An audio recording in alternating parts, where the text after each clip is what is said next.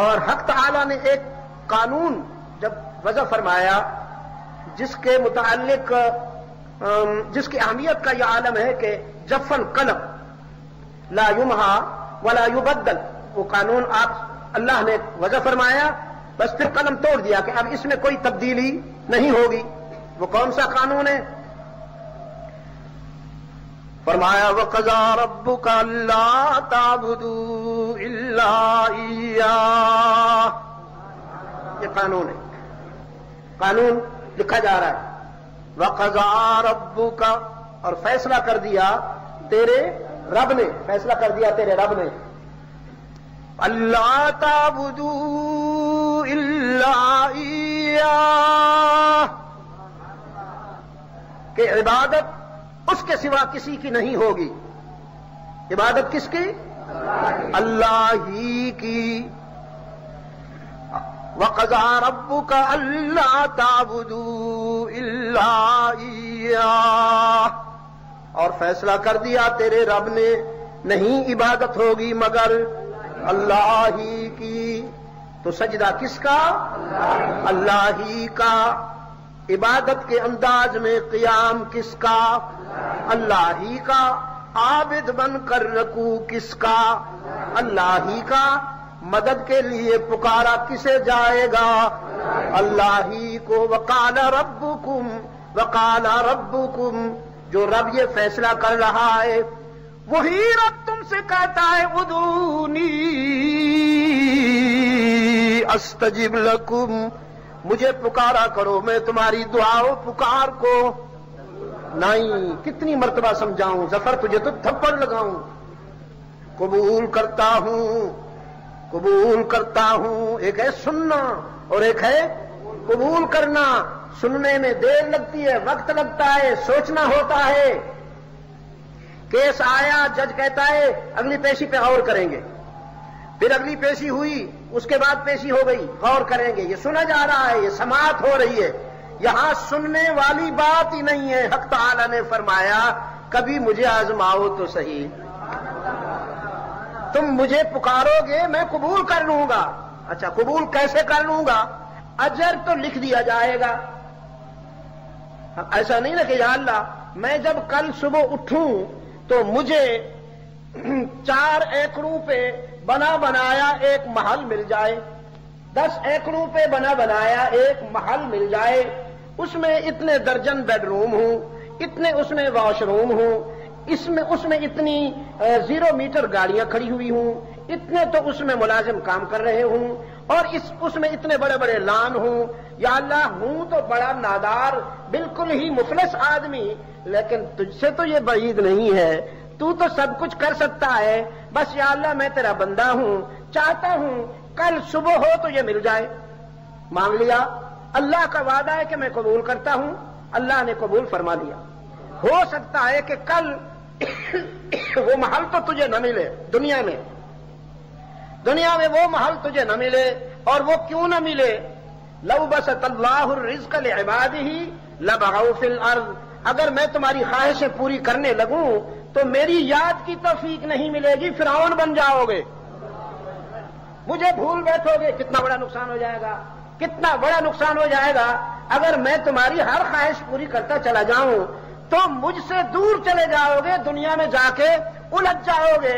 ہر خواہش تو باپ اپنے بیٹی کی بھی نہیں مانتا، بیٹے کی بات بھی سوچ کے مانی جاتی ہے۔ بچپن میں اپنے بچوں کی خواہشیں پوری نہیں کی جاتی کہ کہیں ان کے اخلاق خراب نہ ہو جائے، ان کی جیب نہیں بھری جاتی کہ یہ غلط چیزیں لیں گے، اخلاق بگڑ جائیں گے، نہ معلوم کہاں کہاں جا کے وقت گزاریں گے۔ جب تم حکمت سے کام لیتے ہو، تمہاری ربوبیت صغریٰ ہے، تم اپنی اولاد کے لیے سوچ سمجھ کر جیب سے کچھ نکالتے ہو، تو میں سوچ سمجھ کے اپنے بندوں کو رزق نہیں دوں گا؟ اللہ لطیف بعبادہ یرزق من یشاء، میں رزاق تو ہوں ہی، لیکن لطیف قسم کی حکمت ہے میری، میں تمہیں سوچ سمجھ کے دیتا ہوں۔ بچہ انگارے کو چھونا چاہتا ہے لیکن ماں اسے بچاتی ہے، اس کا ہاتھ پکڑتی ہے تو وہ چیختا ہے، چلاتا ہے۔ اس نے انگارے کی چمک کو دیکھا، اس کے جلانے کی صلاحیت اسے سمجھ میں نہیں آتی کہ وہ بچہ ہے، تو بچہ، شیرخوار بچہ ماں کے سامنے اتنا نادان نہیں ہوتا جتنے تم رب کے سامنے نادان ہو۔ تم اللہ کے سامنے تو اس شیرخوار بچے سے بھی زیادہ نادان ہو، تو جب تم مجھ سے مانگتے ہو میں قبول تو کر لیتا ہوں، دیتا وہی ہوں جو تمہارے لیے خیر کا باعث بنتا ہے، حکمت کے مطابق دیتا ہوں۔ اچھا یا اللہ قبول کیسے کر لیتے ہو؟ فرمایا قبول یوں کر لیتا ہوں کہ حشر میں میزان میں جب اعمال کا وزن ہوگا تو سب سے زیادہ وزنی تمہاری دعائیں ہوں گی، سب سے زیادہ وزنی تمہاری دعائیں۔ اس لیے اللہ سے مانگتے رہا کرو میاں، مانگتے رہا کرو، مانگتے رہا کرو، غیر محدود مانگتے رہا کرو، یا اللہ یہ بھی دے دے، یہ بھی دے دے، یہ بھی دے دے اور یہ بھی دے دے۔ حضور صلی اللہ علیہ وسلم نے فرمایا کہ انسان حسرت کرے گا حشر میں، حسرت کہ یا اللہ میری تو کوئی بھی دعا نہ قبول ہوتی دنیا میں، کوئی بھی، ساری دعائیں ذخیرہ بنتی اور آج کام میں آتی۔ قال ربكم ادعوني استجب لكم قال ربكم اذا سألك عبادي۔ پہلی بات میرے بندے مجھ پوچھتے ہیں ہمارا رب رہتا کہاں ہے، ہم جو اس سے مانگے ہیں وہ ہے کہاں؟ فرمایا انی قریب، انہیں بتاؤ میں قریب ہوں، قریب، انی قریب، میں تمہارے قریب ہوں۔ تو یا اللہ کتنا قریب ہے؟ روات میں رہتا ہے الہ العالمین، بارہ کھو میں ہے یا مری کے کسی پرفضا مقام کسی ایوبیہ نتیا گلی میں ہے؟ فرمایا اقرب الیہ من حبل الورید، میں نے اپنے لیے عرش پر یا کسی پرفضا مقام پر ٹھکانہ نہیں بنایا، میں تو تمہارے وسط قلب میں رہتا ہوں، میری دنیا تمہارے دل کی دنیا ہے، میری دنیا تمہارے دل کی دنیا ہے۔ عرش پر واستوى علی العرش کا معنی یہ نہیں ہے کہ میں نے وہاں پہ گھر بنا دیا، واستوى علی العرش کے معنی یہ ہے کہ وہاں تک میرا حکم چلا گیا، یعنی فرش زمین سے عرش بری تک میری سلطنت قائم ہو گئی، یہ مطلب ہے۔ یہ مطلب تھوڑی ہے کہ میں عرش میں بیٹھا ہوا ہوں، میں تو تمہارے دل میں بیٹھا ہوا ہوں۔ دل کے آئینے میں ہے تصویر یار، دل کے آئینے میں ہے تصویر یار، جب ذرا گردن جھکائی دیکھ لی،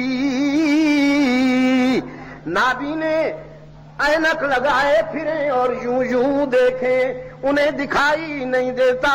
جن کے پاس نظر ہوتی ہے وہ آنکھیں، چہرے والی آنکھیں بند کر کے سر بگریباں ہو کر اسے دیکھ لیا کرتے ہیں کہ دل کے آئینے میں ہے تصویر یار، جب ذرا گردن جھکائی دیکھ لی۔ تو جب اتنا قریب ہوں، اجیب دعوت الداعی اذا دعان، اجیب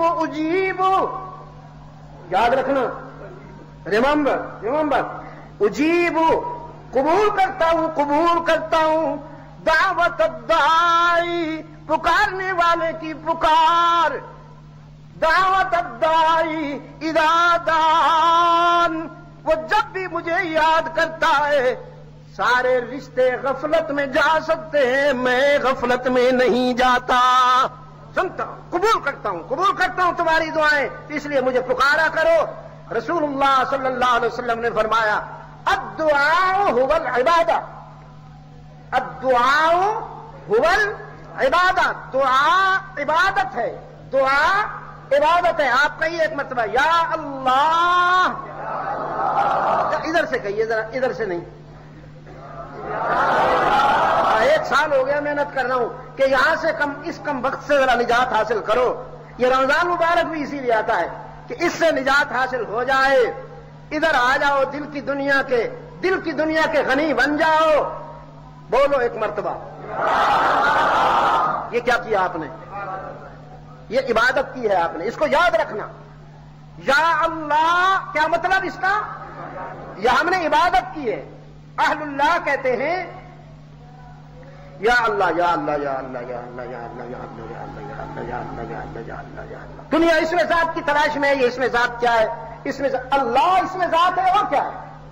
یہ اللہ اس میں ذات ہے، اللہ اللہ اللہ اللہ اللہ اللہ اللہ اللہ اللہ اللہ۔ حضرت والد مرحوم، میرے والد مرحوم نے 27 سال تک روزانہ 12,000 اس میں ذات قضا نہیں ہونے دیے۔ یہ عبد المجید ایسے نہیں بنا بیٹھا، عبد المجید کے پیچھے کوئی ہاتھ ہیں، کسی کے ہاتھ ہیں، دعا کے لیے اٹھے تھے، ورنہ جو کچھ میں ہوں وہ تو میرا اللہ جانتا ہے، نہ میرے پاس کوئی علم ہے، نہ میرے پاس کوئی عمل ہے۔ تو یہ اللہ جو ہے، اللہ، اس میں ذات یہی ہے۔ اور پہلے بھی شاید کسی موقع پہ بتایا ہو، آج پھر بتاتا ہوں، اللہ صرف اللہ پہ بولا گیا ہے، کسی اور پہ نہیں۔ خدا آگ پہ بھی بولا گیا، سورج پہ بھی بولا گیا، خدا پانی پہ بھی بولا گیا، خدا لکڑی پہ بھی بولا گیا، خدا بندانے مکتب بھی ہوا کرتے ہیں، خدا بندانے مکتب بھی ہوا کرتے ہیں۔ خدا کامن ہے، اللہ آفیشل ہے۔ خدا اسلام پہ بولا گیا، اللہ صرف اللہ پہ بولا گیا۔ قرآن میں کہیں خدا نہیں آیا، صرف اللہ آیا ہے۔ اس لیے جب بھی اللہ کے متعلق بات کیا کرو تو اللہ کا نام لیا کرو، خدا سے بچنے کی کوشش کیا کرو۔ قسم بھی اللہ محفوظ رکھے، قسم سے اللہ محفوظ رکھے۔ اچھے لوگ بار بار قسمیں نہیں کھایا کرتے، تو لیکن اگر کبھی ضروری ہو جائے تو اللہ کی قسم، خدا سے نہیں۔ ویسے بھی خدا فارسی ہے، اور اکثر فتنے اسی راستے سے آئے ہیں، اکثر فتنے اسی راستے سے آئے ہیں۔ تو بھائی فیصلہ کیا اللہ نے، عبادت میں کسی کو شریک نہ کیا جائے اللہ کے ساتھ، عبادت میں کسی کو شریک نہ کیا جائے اللہ کے ساتھ۔ تو سجدہ کس کا؟ اللہ کا نا، پھر دیکھیے نا، اللہ ہی کا۔ میں نے آپ کو بتا رکھا ہے، لیکن اب آپ بھول کے جاتے ہیں۔ میں کیا کروں، میرے پاس ایسا کون سا نسخہ ہو کہ بس نقش ہو جائے ایک بات۔ اللہ کے ساتھ ایک دوستی ہی کی ہے، ایک دوستی بھی کی ہے۔ تو سارا جھگڑا اسی میں تھا۔ رحمت عالم صلی اللہ علیہ وسلم کے ساتھ مکہ والوں کا جھگڑا ہی یہی تھا، وہ کہتے تھے اللہ بھی، اور رحمت عالم کا اصرار تھا اللہ ہی۔ وہ کہتے تھے اس پر ہم کمپرومائز کر رہے ہیں کہ اللہ بھی اور ہمارے بڑے بھی، یہ لات و منات عزا اور حبل بھی، اللہ بھی، ہم ان کا بھی سجدہ کریں، اللہ کا بھی سجدہ کریں، ان کا سجدہ تعظیمی، اللہ کا سجدہ عبادت والا۔ تو رحمت عالم صلی اللہ علیہ وسلم نے فرمایا میری شریعت میں، میرے دین میں تعظیم کے حوالے سے سجدہ کوئی نہیں، میری شریعت اور میرے دین میں تعظیم کے حوالے سے سجدہ کوئی نہیں۔ اگر تعظیم کے حوالے سے کسی سجدہ کی گنجائش ہوتی تو پھر میرے صحابہ جن سے زیادہ رحمت عالم سے کوئی محبت نہیں کر سکتا، جن سے زیادہ رحمت عالم سے کوئی محبت نہیں کر سکتا، انہوں نے عرض کیا تھا اللہ کے رسول ہم دیکھتے ہیں عرب کے مخدوم، وڈیرے، چودھری، خان، ان کی رعایا انہیں جھک کے ملتی ہے، تو پھر ہم آپ کو کیوں نہ جھک کے ملا کریں؟ رحمت عالم صلی اللہ علیہ وسلم نے جواب میں فرمایا تھا لو كنت آمر احدا ان يسجد لاحد لامرت النساء ان يسجدن لازواجهن۔ اگر میں تمہیں حکم دیتا کہ تم بندوں میں سے بھی کسی کے آگے تعظیماً جھک جایا کرو، تو پھر بیویوں کو حکم دیتا کہ وہ خامن دن بھر کی محنت مزدوری کے بعد جب گھر آئے تو خامن کے سامنے جھک جایا کرے، اور اس دور کا بابو اپنی بیگم کے سامنے جھک جایا کرے۔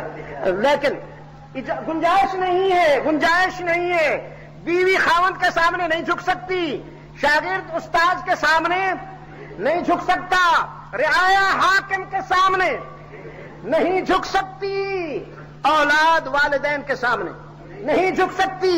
پہلے بھی بتایا تھا، لیکن مجھے خطرہ ہے کہ آپ بھول گئے ہوں گے، کوئی نماز ایسی نہیں جو سجدے کے بغیر ہو جائے، ایک نماز ایسی ہے جس میں سجدہ کیا جائے تو نہیں ہوتی۔ سوچ لیجئے، کوئی نماز، وہ فرائض ہوں یا واجبات، سنن ہوں یا مستحبات، اوابین ہوں یا توابین، اشراق ہو، کوئی بھی نماز ہو، تراویح ہو، نوافل ہوں، تہجد ہو، سجدہ رہ جائے تو نماز نہیں ہوتی۔ وہ کون سی نماز ہے جس میں سجدہ ہو جائے تو نماز نہیں ہوتی؟ جنازہ، یاد رکھتے ہو یہ نماز؟ ہاں نماز تو مولوی صاحب آئے نا جی اگے نماز جنازہ پڑھانا واسطے تے وچوں ایک بندہ بولیا جی کتنیاں تکبیراں ہونیاں تے کہ پڑھنا پیندا ہے؟ مولوی صاحب آکھیا تانوں اے بھی نہیں پتا بھی کتنیاں تکبیراں تے کہ پڑھنا پیندا؟ ہاں جی کوئی کدے کدے جو مردا ہے روز مرے تو پھر یاد بھی رہندا ہے نا جی، یہ پھر کدے کدے جو ہوندا تو اسی بھول جانے ہاں۔ تو نماز جنازہ میں سجدہ ہو جائے تو نماز نہیں ہوتی، اتنا اہم رکن کہ کسی اور نماز میں سجدہ رہ جائے تو نماز نہیں ہوتی، اللہ نے یہاں یہ اہم رکن وڈرا کیوں کر لیا؟ باقی ہر نماز میں عابد کے سامنے صرف معبود کا تصور ہے اور اللہ کا حکم ہے۔ شریعت اسلامیہ کہتی ہے نمازی کے سامنے سے گزرنا نہیں چاہیے تاکہ اس کا لنک ڈسٹرب نہ ہو، اللہ کے ساتھ جو اس کا رابطہ ہے اس میں خلل نہ پڑ جائے۔ لیکن نماز جنازہ میں شاگرد کے آگے استاذ کی میت، اولاد کے سامنے والدین کی میت، رعایا کے سامنے بادشاہ کی میت، حاکم کی میت۔ اب اگر یہاں بھی سجدہ ہوتا یقیناً یہ سجدہ اللہ کا ہوتا، اگر یہاں بھی سجدہ ہوتا تو اللہ کا سجدہ، لیکن اس میں تشبہ تھا، تھوڑا سا تشبہ تھا کہ کوئی دور سے گزرتا ہوا غیر مسلم جب مسلمانوں کو سجدے میں پڑا ہوا دیکھتا تو خیال آتا کہ ویسے تو مسلمان والدین یا اپنے حاکم یا اپنے استاذ کو سجدہ نہیں کرتے، لیکن مرنے کے بعد اس کو سجدہ کر کے دفن کرتے ہیں۔ تو حق تعالی نے فرمایا میری عبادت میں تشبہ کا خطرہ تھا، اس لیے میں نے یہاں سے سجدہ وڈرا کر کے تمہیں حکم دیا ہے کہ بس کھڑے کھڑے ہی میری تسبیح کر لو، میرا ذکر کر لو اور اس کے لیے دعا کر لو، سجدہ نہیں ہونے دوں گا تاکہ میری عبادت میں تشبہ نہ آ جائے۔ تو اب یہ فیصلہ آپ کریں کہ جب میت ہمارے والد کی، ہمارے بزرگ کی، ہمارے پیر صاحب کی، ہمارے استاذ کی، ہمارے حاکم کی میت زمین سے 2 فٹ 2.5 فٹ اونچی ہے تو اللہ نہیں جھکنے دیتا، جب وہ زمین کے اندر چلی جاتی ہے 3 فٹ تو پھر تعظیمی سجدے کی گنجائش کہاں سے نکل آئی؟ اکبر الہ آبادی بھی عجیب آدمی ہے۔ اکبر کہتا ہے ہو جس میں عبادت کا دھوکہ مخلوق کی وہ تعظیم نہ کر، ہو جس میں عبادت کا دھوکہ مخلوق کی وہ تعظیم نہ کر، جو خاص خدا کا حصہ ہے بندوں میں اسے تقسیم نہ کر۔ تو پھر سجدہ کس کا؟ ہماری جبین کی عاجزیوں کے لیے مسجود کون ہے؟ ہی پہ زور دے کے ذرا دائیں بائیں دیکھ کر کوئی بھی کا بیمار چپ بیٹھا ہو تو اس سے بھی کہلوائیے، لیکن پیار سے، محبت سے۔ ہماری جبین کی عاجزیوں کے لیے مسجود کون؟ ہی پہ ضرب لگے تو لطف آئے نا، ضرب۔ ہماری جبین کی عاجزیوں کے لیے مسجود کون؟ ترجمہ ہو رہا ہے وَقَضَىٰ رَبُّكَ أَلَّا تَعْبُدُوا إِلَّا إِيَّاهُ۔ ہماری جبین کی عاجزیوں کے لیے مسجود کون؟ ہر جگہ موجود کون؟ علام الغیوب کون؟ کارسازو دستگیرو حاجت رواؤ مشکل کشا کون؟ مشکل کشا کون؟ کس سے مدد مانگی جائے؟ کائنات کے پہلے انسان نے ابو البشر سیدنا آدم نے امتحان و آزمائش کی گھڑی میں کس سے مدد مانگی؟ ربنا ظلمنا انفسنا وَإِن لَّمْ تَغْفِرْ لَنَا وَتَرْحَمْنَا لَنَكُونَنَّ مِنَ الْخَاسِرِينَ۔ کس سے مدد مانگی سیدنا آدم نے؟ وَظَنُّونِ إِذْ ذَهَبَ مُغَاضِبًا فَظَنَّ أَن لَّن نَّقْدِرَ عَلَيْهِ فَنَادَىٰ فِي الظُّلُمَاتِ أَن لَّا إِلَٰهَ إلا أنت سبحانك إني كنت من الظالمين. سیدنا یونس نے کس سے مدد مانگی؟ قرآن عجیب باتیں کرتا ہے. قرآن کہتا ہے لولا انہ کان من المسبحین، لولا انہ کان من المسبحین للبث فی بطنہ الی یوم یبعثون. اگر میرا یونس امتحان و آزمائش کی اس گھڑی میں مجھ سے مدد نہ مانگتا، مجھے یاد نہ کرتا، تو قیامت تک وہیں رہتا شکم ماہی میں، مچھلی کے پیٹ میں. میرے سوا کوئی یونس کا مددگار نہیں. تو مشکل کشا کون ہے؟ حاجت روا و دستگیر کون ہے؟ بیماریاں دور کرنے والا کون ہے؟ سفینے پار لگانے والا کون ہے؟ قضا ربک. تو آپ کا تعلق اللہ سے ہی والا ہے یا بھی والا ہے؟ ایاک نعبد. نماز کی ہر رکعت میں کہلواتا ہے، نماز کی ہر رکعت میں کہلواتا ہے لا صلاۃ الا بفاتحۃ الکتاب. جب تک سورہ فاتحہ نہیں پڑھی جائے گی نماز نہیں ہوگی.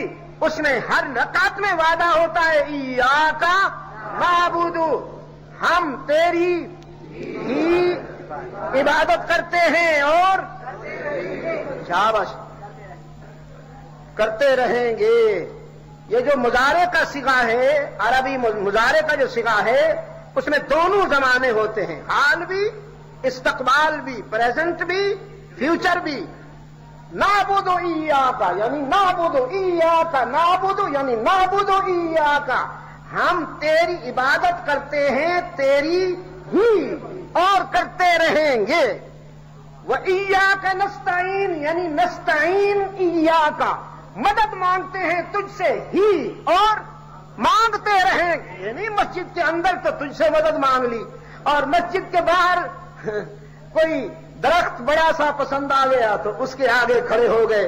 کوئی بڑی توند والی پرسنالٹی آ گئی تو اس کے آگے کھڑے ہو گئے. کوئی چمک دمک والے کپڑے نظر آ گئے. حضرت صاحب بروکیٹ کی وائس کوٹ پہنتے ہیں، بروکیٹ کی چمکتی ہوئی چاندی کے تاروں والا کرتا پہنتے ہیں. میں نے کہا یہ حضرت صاحب ہیں یا منکوہا ہے؟ تو مدد کس سے مانگی جائے بھائی؟ نعبد ایاک نستعین ایاک، تجھ سے ہی مدد مانگتے ہیں اور مانگتے رہیں گے، تیری ہی عبادت کرتے ہیں اور کرتے رہیں گے.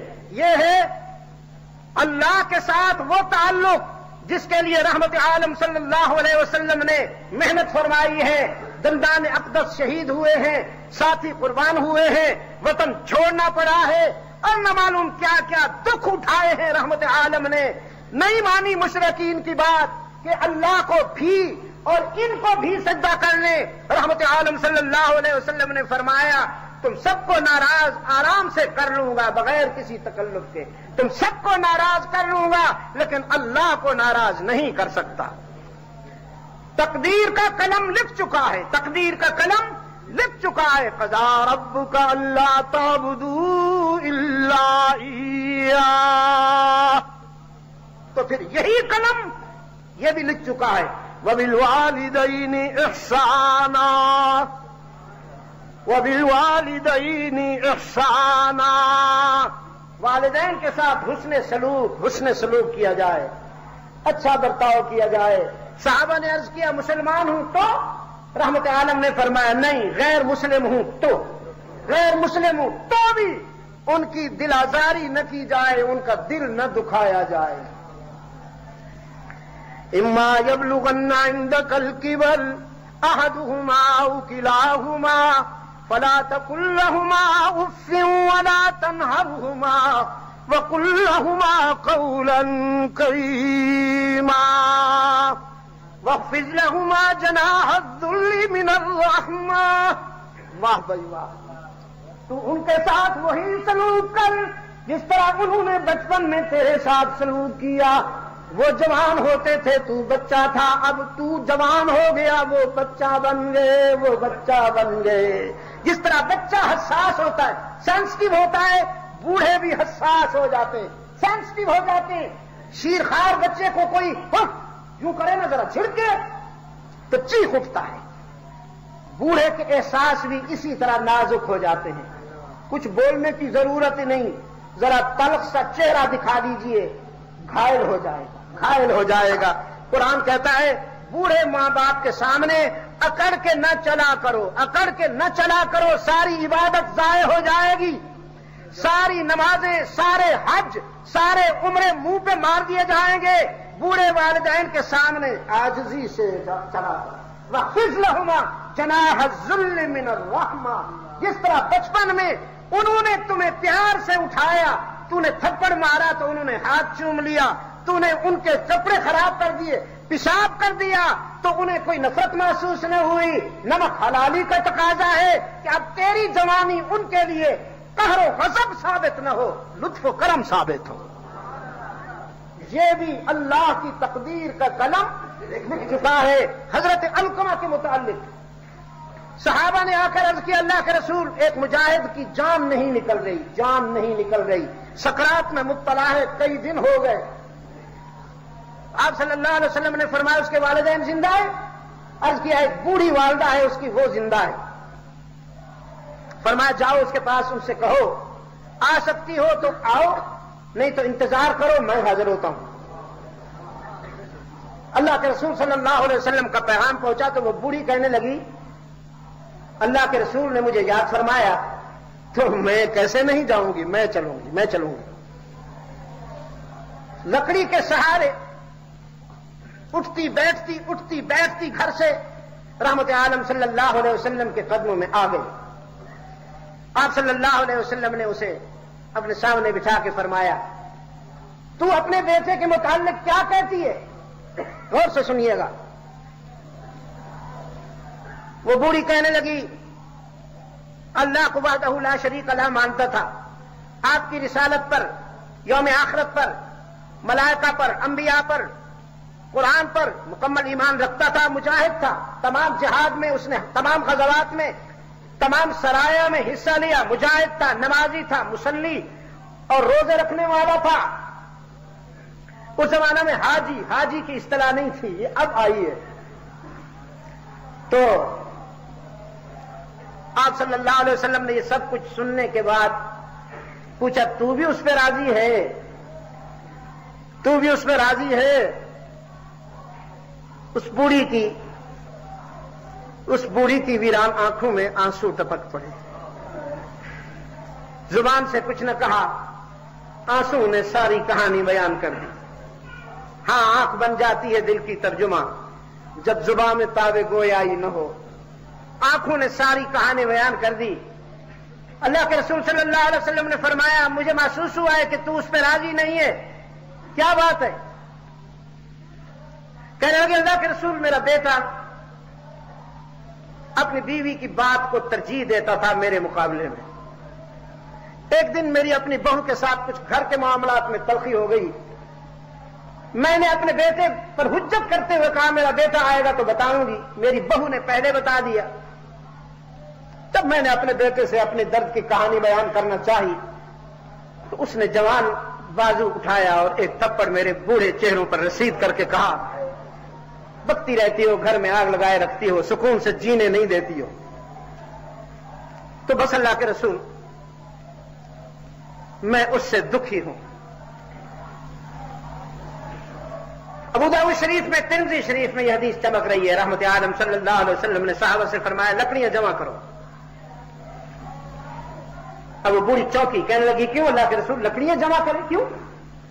فرمایا ایسے بیٹے کو ہم آگ میں ڈالیں گے، آگ جلائیں گے اور تیرے سامنے اسے آگ میں ڈالیں گے۔ کہنے لگی نا اللہ کے رسول میں ماں ہوں نا، نہیں اللہ کے رسول نہیں، میرے بیٹے کو آگ میں نہ ڈالا جائے، کوئی صورت؟ آپ صلی اللہ علیہ وسلم نے فرمایا صورت تو صرف ایک ہی ہے کہ تو اس کو معاف کر دے۔ کہتی ہے اللہ گواہ ہو جائے اور اس کا رسول بھی گواہ ہو جائے، میں نے اپنے علقمہ کو معاف کیا ہے، میں نے اپنے بیٹے کو معاف کیا ہے، اللہ بھی اسے معاف کر دے. بس یہاں اس نے معافی کا اعلان کیا، وہاں علقمہ نے اشہد ان لا الہ الا اللہ کہہ کر دنیا چھوڑ دی، کلمہ پڑھ کر دنیا چھوڑ دی. ہاں جب وہ کہنے لگی میرے بیٹے کو آگ میں جلایا جائے گا، میں کیسے برداشت کروں گی، تو رحمت عالم صلی اللہ علیہ وسلم نے فرمایا دنیا کی آگ تو کچھ بھی نہیں ہے، وہ آگ ہے کہ اس سے یہ آگ پناہ مانگتی ہے، اس نے تو اس آگ میں جلنا ہے. اب اس پر بعض محدثین کہتے ہیں کہ یہ ایک ترغیب تھی آپ صلی اللہ، یعنی یہ قانون نہیں تھا کہ ہر نافرمان بیٹے کو آگ میں جلا دیا جائے، کوئی قانون، اصل میں یہ ایک ترغیب تھی کہ ہم اس طرح کا انداز اختیار کریں کہ یہ اس کو معاف کر دے. چنانچہ رحمت عالم صلی اللہ علیہ وسلم کی اس ترغیب کو کامیاب اللہ نے فرما دیا، عثمان نے معاف فرما دیا. تو بھائی تقدیر کا قلم یہ بھی لکھ چکا ہے کہ اللہ کے ساتھ کسی کو شریک نہ کیا جائے. تقدیر کا قلم یہ بھی لکھ چکا ہے کہ والدین کی دل آزاری نہ کی جائے. وبالوالدین احسانا. بعض نوجوان پوچھتے ہیں اگر والدین زیادتی کریں تو پھر کیا کیا جائے؟ اگر والدین زیادتی کریں تو پھر بھی آپ کو احسان کا راستہ نہیں چھوڑنا چاہیے، احسان کا دامن نہیں چھوڑنا چاہیے. احسان کہتے ہی اسی کو ہے کہ آپ یک طرفہ خیر کا راستہ اختیار کریں. اگر کوئی آپ کے ساتھ اچھائی کرے اور آپ بھی اچھائی کریں، یہ احسان نہیں ہے، یہ تو جزا ہے، یہ تو بدلہ ہے. تو یہ بدلہ تو آپ کو حیوانوں سے بھی مل جاتا ہے.